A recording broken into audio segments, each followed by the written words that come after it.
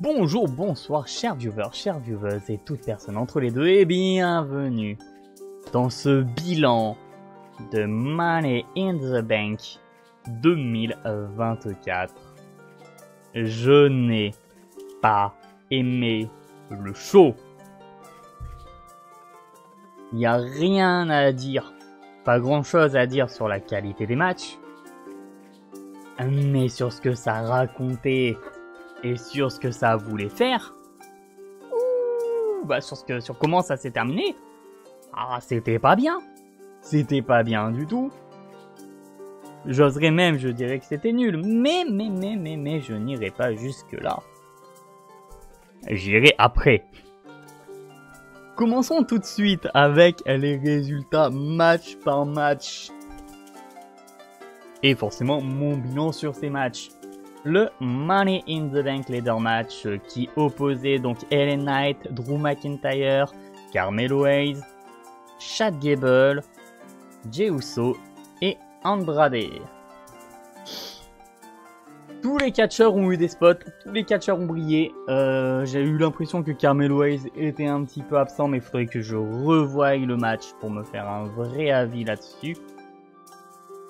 Mais globalement, le match était bien, il y avait des bons spots. C'était cool. C'était cool jusqu'au résultat. Rappelez-vous, j'avais pronostiqué Jey Uso pour des raisons de... Alors des raisons de, je sais que ça ne se dit pas vraiment, mais pour les raisons que c'est main event Jey Uso et qu'il faut peut-être le remettre à sa place de main eventer parce que c'est un bon main eventer. Là, on a eu mid-card Jey Uso, hein, ça persiste, mais je pense qu'on se dirige lentement mais sûrement vers Jobber Jey Uso. Ça devient un peu dramatique là. Ça valait le coup de faire venir les lumières pour son entrée, hein. C'était un mauvais pari sur l'avenir, ça, dis donc. Jey Uso n'a pas gagné, c'est Drew McIntyre qui a remporté le match. Pourquoi je suis dégoûté pour Jey Uso? Parce qu'on m'a dit... Parce qu'il se dit, oui, mais Jey Uso, il va avoir... Il y a une bestiole qui vient de passer, ok. Il va avoir son run avec le retour de Roman Reigns et tout ça. Mais c'est ça votre main event Jey Uso? C'est Jey Uso qui va servir de sidekick à Roman Reigns? Vraiment, vous le voyez pas plus haut que ça? Waouh! Et c'est hyper irrespectueux pour lui hein, de voir les choses comme ça. Il est pas gagné, hein, franchement. Mais il est pas gagné. C'est pas gagné, pardon. Ah non, mais du coup, Drew McIntyre avec la mallette. Drew McIntyre l'avait annoncé en weekly. Si j'ai la mallette, je l'encaisse le soir même. Spoiler, il va le faire. Et on en parle après. Match suivant. Sami Zayn contre Bron Breakker. Là, encore une fois, rien à dire. J'ai plutôt aimé le match. C'est le plus court de la soirée. Il était un peu rapide. Je m'attendais à une victoire de Sami Zayn parce qu'on était à Toronto.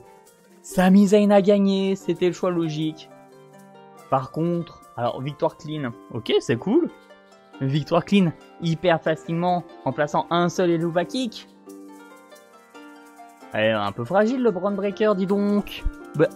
Et alors, mince Bron. Il nous envoie Ricochet à la retraite. Mais un Helluva Kick et c'est fini, alors que c'est pas le finish le plus protégé de la WWE, les Helluva Kick, hein. C'est vraiment pas le finish le mieux protégé. Ça suffit pour coucher Bron Breakker. Bon soit. Rien de plus à dire. Le match était bien, en vrai, hein, le match était bien. Hein. Vous perdrez pas votre temps si vous le regardez. Est-ce que c'est un match qui vaut le coup qu'on s'arrête pour le regarder? Pas franchement par contre. Match suivant. Et Damian Priest il descend son titre, mais bien sûr il défend son titre contre Seth Rollins. Ça c'était pas très bien par contre. Le match en lui-même, pas ouf, pas mauvais, c'était un match de weekly en fait. C'était un match de weekly de 14 minutes 40. Sur une fin, un début de fin botché. Seth Rollins fait le tomber sur Priest. Priest ne se relève pas à 3, mais l'arbitre compte 2. De là intervient en retard. Alors, est-ce que c'était de la faute de l'arbitre? Est-ce que c'était de la faute à la régie ou je ne sais quoi? Mais là, intervient en retard Drew McIntyre qui veut encaisser sa mallette Money in the Bank. Drew McIntyre qui n'a pas choisi le meilleur moment pour encaisser. J'en veux pour preuve le fait... J'arrive plus à parler ce soir, c'est dramatique. Le fait qu'il se soit fait tataner la gueule en partie. Et quand il s'apprête à... non, même pas. Hein, pendant le match, pendant le triple threat, oui. Le match simple se transforme en triple threat. Pendant le triple threat, CM Punk intervient. Il a le droit, c'est un triple threat, il n'y a pas de disqualification. CM Punk intervient. Coûte la victoire à Seth Rollins et à McIntyre. Victoire de Damien Priest. Drew McIntyre à les boules, Seth Rollins à les boules. Et nous aussi. La mallette masculine a été sacrifiée. Et j'utilise le terme sacrifié sur l'autel du booking Drew McIntyre, Rollins, Punk. Et c'était pas nécessaire. On avait déjà tous envie de voir McIntyre Punk. On a tous envie de voir Rollins Punk. On n'avait pas besoin de mettre la mallette dans le tas. C'était pas indispensable du tout. En fait, rester sur l'idée de base, Rollins qui coûte la victoire à McIntyre dans le Money in the Bank au profit d'un autre catcheur. Let's go. J'ai dit Rollins qui coûte la titre à McIntyre. Je voulais dire Punk qui coûte la mallette, pardon, à McIntyre. Punk qui intervient aussi dans le match Priest Rollins. Bon, ça aurait été de la merde, mais allez, let's go. Hein, point où on en est. Mais alors là, que ce soit devenu un triple threat et que Punk intervienne, bah du coup il avait le droit, hein, mais en vrai, non, non, nul. Flemme quoi. Flemme.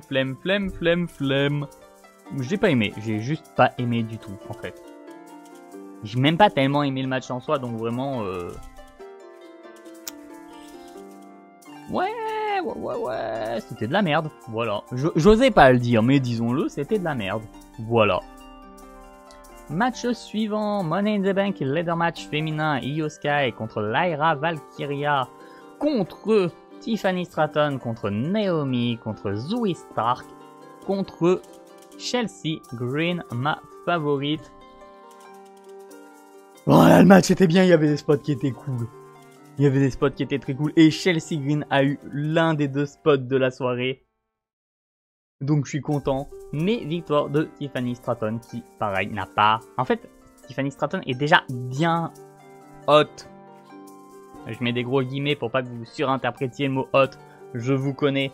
Non, Tiffany Stratton a déjà énormément de hits sur elle. Elle est déjà très populaire.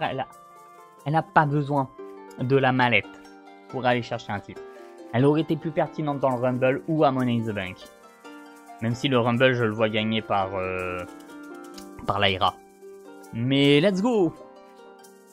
Et quoi, même Naomi ou Zoe Stark auraient été un meilleur choix que Tiffany Stratton. Pas Io Sky, il y a déjà eu le Money in the Bank, ça ferait redite. Mais en fait, n'importe qui d'autre aurait été pertinente pour la mallette. Sauf Lyra. Je vois pas comment Lyra pourrait bien fonctionner avec la mallette. Et Tiffany Stratton n'en avait vraiment pas besoin.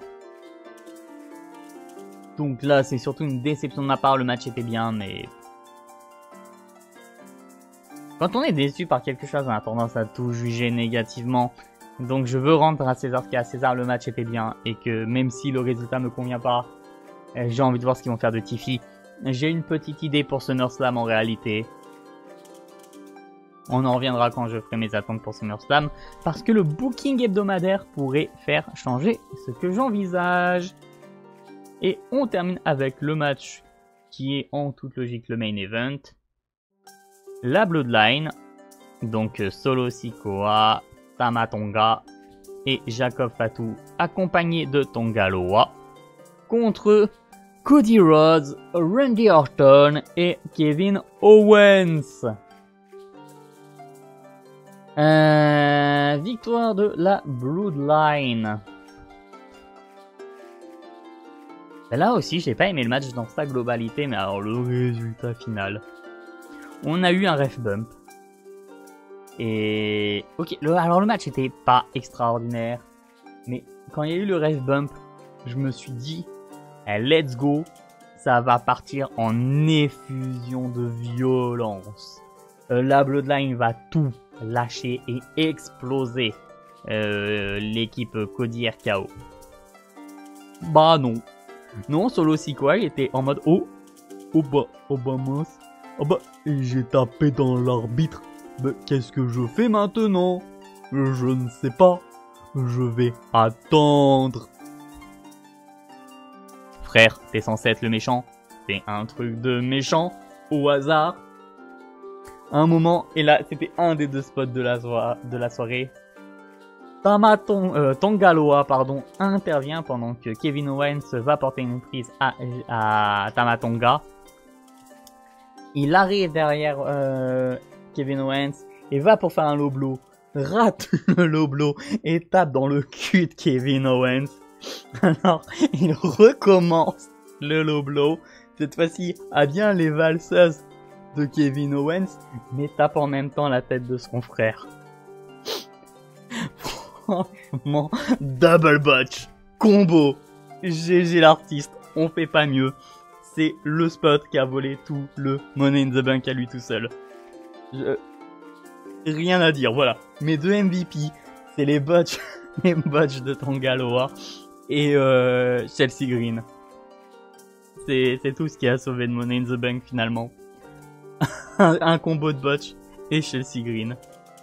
Je sais pas vous, mais j'ai toujours l'impression qu'il y a un problème avec les cordes. En fait, depuis Clash at the Castle, j'ai l'impression qu'il y a un problème avec les cordes, qu'elles sont moins tendues que d'habitude. C'est peut-être une impression personnelle, hein, mais j'ai eu un peu la même impression avec Heatwave en plus. Oui, parce que le bilan de ce Money in the Bank, c'est regarder Heatwave.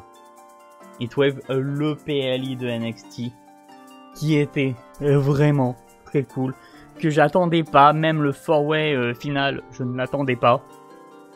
Et c'est le match que j'ai le moins aimé pour être honnête, mais globalement, c'était très cool. Money in the Bank, c'était pas ouf, Heatwave, c'était cool, regardez Heatwave, c'est mon bilan de Money in the Bank. Allez, on se retrouve pour une prochaine vidéo. Vous pouvez toujours me suivre sur Twitch. N'hésitez pas à vous abonner et à lâcher un pouce vers le haut. En fait, il faudrait que je le fasse au début des vidéos. Comme ça, ça augmente le référencement et tout. Enfin, je crois. Pour augmenter le référencement, il faudrait que vous regardiez du début à la fin. Mais je ne le fais même pas à mes propres vidéos. Donc, je comprends que vous ne le fassiez pas non plus. LOL.